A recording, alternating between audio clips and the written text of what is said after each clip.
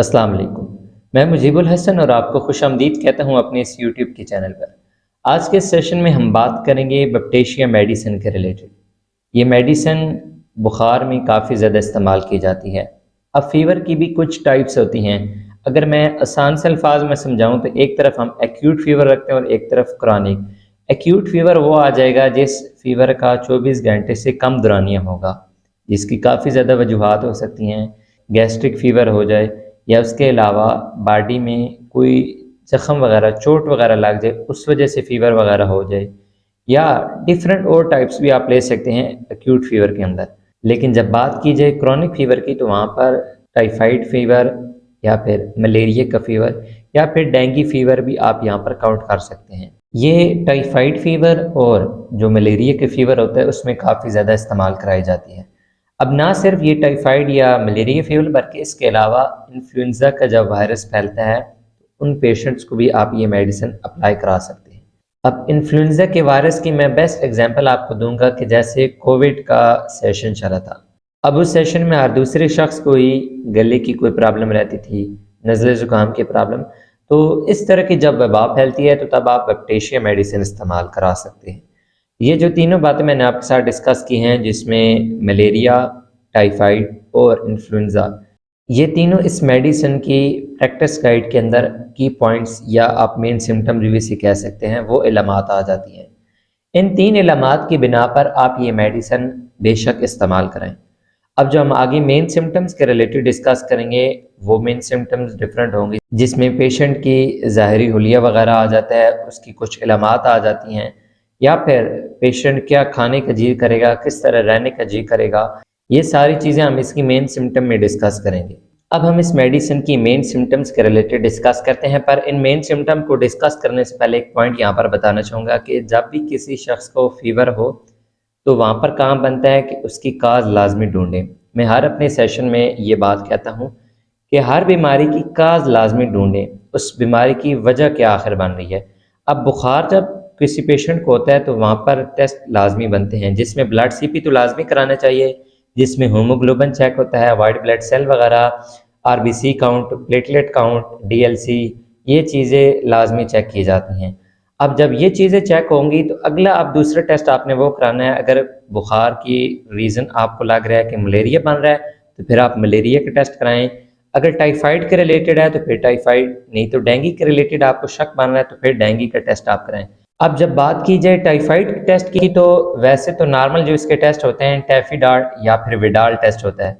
Widal कुछ जगहों पर अब नहीं हो रहा तो उसके मुतबादिल फिर टैफीडाल टेस्ट किया जाता है टाइफाइड के रिलेटेड। जब ये टेस्ट कराकर मेडिसिन अप्लाई कराई जाए और पेशेंट को कोई फ़र्क वगैरह महसूस ना हो तो फिर काम बनता है डॉक्टर का या पेशेंट का कि वो ब्लड कल्चर टेस्ट कराए, जिसके अंदर जो बैक्टीरिया हैं उनकी ग्रोथ का पता चले। ये टेस्ट काफ़ी ज़्यादा टाइम लेता है, तकरीबन 7 से 10 दिन के दरमियान इस टेस्ट का टाइम होता है, ड्यूरेशन होती है, उसके बाद आपको रिपोर्ट मिल जाती है। लेकिन ये टेस्ट फिर आपने लाजमी कराना है। अगर जो सिंपल टेस्ट है वो पॉजिटिव आया है और मेडिसिन से कोई फ़र्क वगैरह नहीं पड़ा, तो अब बात करते हैं इस मेडिसिन की मेन सिम्टम्स के रिलेटेड। अब मेन सिम्टम में सबसे पहले बात आ जाती है, जो बैक्टीरिया मेडिसिन है इसकी जब लो पोटेंसी दी जाएगी तो ये बॉडी के अंदर इस किस्म के बैक्टीरिया, इस किस्म के जरासीम पैदा करेगा जो कि टाइफाइड के बैक्टीरियाज को ख़त्म कर देगा, हलाक कर देगा। अब इसी वजह से बैक्टीरिया मेडिसिन को टाइफाइड से बचने के लिए कुव्वत मुदाफ़ियत के तौर पर भी इस्तेमाल कराया जाता है। अब बैक्टीरिया मेडिसिन के पेशेंट की बात कीजिए तो फिजिकल तौर पर जब उसे देखा जाएगा तो वो अपनी सिम्टम सही तरह से नहीं बता पाएगा। जब वो अगर लेटा हुआ होगा या बैठा हुआ होगा तो उससे आप बात करेंगे तो वो नींद में चला जाएगा आपकी बात सुनते सुनते, या फिर अगर वो बैठा हुआ या लेटा हुआ नहीं है तो फिर वो इधर उधर घूमता रहेगा, चलता फिरता रहेगा, काफ़ी ज़्यादा वो खुद को बेचैन महसूस करेगा, जल्दी जल्दी बात करने की कोशिश करेगा। सिम्टम्स का जैसे मैंने बताया कि वो अपनी सिम्टम्स के रिलेटेड सही तरह से नहीं बता पाएगा, बेमकसद बोलता रहेगा, लेकिन ऐसा बोलेगा कि जिसकी कोई हमें समझ नहीं आएगी। पेशेंट खुद को ऐसा महसूस करेगा कि उसका जिस्म कई हिस्सों में तकसीम हो रहा है, टूट रहा है, मतलब उसका जिस्म जुदा हो रहा है खुद से। अब जब उस पेशेंट को फीवर होगा तो काफ़ी ज़्यादा उस वजह से उसको सर्दी वगैरह लगेगी, मसल्स के अंदर काफ़ी ज़्यादा पेन देखने में मिलेगा। अब एज ए पेन किलर बात की जाए तो होमियो में काफ़ी ज़्यादा मेडिसिन आ जाती हैं। बुखार के लिए भी काफ़ी ज़्यादा मेडिसिन आ जाती हैं, लेकिन जिस तरह मैंने बात की है कि बुखार की टाइप देखकर आपने मेडिसिन अप्लाई करानी है। अब फेरनफास मेडिसिन की बात कीजिए, वो भी आप फीवर में इस्तेमाल करा सकते हैं। उस मेडिसिन का सेशन का लिंक डिस्क्रिप्शन में अवेलेबल है, वो आप देख लीजिएगा लाजमी जाकर। अब बात कीजिए फेरनफास के अलावा तो एकोनाइट, बेलाडोना, ये मेडिसिन भी इवन के फीवर के अंदर इस्तेमाल कराई जाती हैं। लेकिन हर दफ़ा मैं ये बात फिर भी बताता हूँ और बताता रहूँगा कि फ़ीवर या कोई भी डिज़ीज़ हो तो उसकी काज़ तलाश की जाए। जब काज़ तलाश करेंगे तो फिर मेडिसिन अप्लाई कराएं, क्विक रिजल्ट मिलेगा। अब बिप्टेशिया मेडिसिन का जो पेशेंट होगा, जैसे इसकी बात की है कि फ़ीवर की वजह से इसके मसल्स में काफ़ी ज़्यादा पेन देखने में मिलेगा, सर्दी काफ़ी ज़्यादा इसको महसूस होगी, भूख वगैरह काफ़ी ज़्यादा इसको कम लगती होगी, मैदा काफ़ी ज़्यादा कमज़ोर हो जाएगा, मुसलसल इस पेशेंट को पानी की प्यास रहेगी, वो बार बार थोड़ा थोड़ा पानी पीता रहेगा। एक टाइप वो आ जाती है फीवर में कि पेशेंट काफ़ी ज़्यादा पानी पीता है और एक तरफ देखा जाता है कि प्यास तो उसको शदीद है, लेकिन वो पानी थोड़ा थोड़ा पीता है।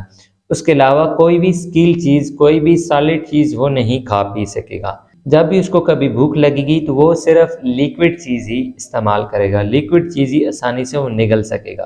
अब बिप्टेशिया मेडिसिन का जो पेशेंट होगा वो सांस भी सही तरह से नहीं ले पाएगा, खुली आबो हवा में वो रहना पसंद करेगा। जब भी आप उसे किसी बंद कमरे के अंदर बिठाएंगे तो उसकी कोशिश होगी कि दरवाज़ा और खिड़कियाँ वगैरह वो खोल दे ताकि ताज़ी आबो हवा आती रहे। तो ये कुछ सिम्टम्स आ जाती हैं बिप्टेशिया मेडिसिन के पेशेंट की। अब जो पेशेंट होगा बैप्टिशिया मेडिसिन का, उसके जो बॉडी से मेटाबॉलिज्म जो खारिज होंगे वो काफ़ी ज़्यादा बदबूदार होंगे, जिनमें स्टूल, यूरिन या फिर अगर बात कीजिए पसीना वगैरह, तो ये काफ़ी ज़्यादा बदबूदार होंगे। अब पेशेंट पर काफ़ी ज़्यादा खौफ रहेगा। अब खौफ की अलामत देखी जाए तो एक्ोनाइट आ जाती है। अब बात की जाए एक्ोनाइट और बैप्टिशिया, क्या ये दोनों इकट्ठी इस्तेमाल कराई जा सकती हैं? तो बिल्कुल कराई जा सकती हैं, लेकिन जब भी आप बैप्टिशिया इस्तेमाल कराएं तो कोशिश करें लो पोटेंसी के अंदर इस्तेमाल कराएं। आप इस पेशेंट को ऐसे महसूस होगा जैसे इसका सर काफ़ी ज़्यादा चकरा रहा है, जैसे सर काफ़ी ज़्यादा भारी है या फिर इसने पानी के अंदर अपना सर रखा हुआ है। इस किस्म की सिम्टम्स इसको सर के रिलेटेड देखने में मिलेंगी। अब ये कुछ इस मेडिसिन की मेन सिम्टम्स आ जाती हैं जो कि प्रैक्टिस गाइड के अंदर थी, जिनके रिलेटेड हमने डिस्कस किए। इस मेडिसिन का, बैप्टिशिया मेडिसिन के रिलेटेड आपको डिटेल सेशन भी देखने में मिलेगा। ना सिर्फ बैप्टिशिया मेडिसिन बल्कि काफ़ी ज़्यादा ऐसी मेडिसिन हैं जिनके रिलेटेड हमने जस्ट प्रैक्टिस गाइड वाला सेशन अभी किया है, तो उन मेडिसिन के रिलेटेड भी डिटेल सेशन आपको देखने में मिलेगा। होम्यो मेडिसिन के रिलेटेड इस चैनल पर आपको काफ़ी ज़्यादा इन्फॉर्मेशन मिलेगी, तो लाजमी चैनल को सब्सक्राइब कर लीजिएगा। और अगर आप ये वीडियो फेसबुक पेज पर देख रहे हैं तो वीडियो को लाइक और फेसबुक पेज को लाइक और फॉलो कर लीजिएगा। कोई भी क्वेश्चन वगैरह हो कमेंट सेक्शन में आप पूछ सकते हैं। अगर आप कॉन्टैक्ट करना चाहें तो इंस्टाग्राम की आईडी का लिंक डिस्क्रिप्शन में अवेलेबल है, वहाँ पे मैसेंजर पे जाकर आप मेरे साथ कॉन्टैक्ट कर सकते हैं। तो मिलते हैं फिर नेक्स्ट सेशन में, तब तक के लिए फ़ी अमानिल्लाह।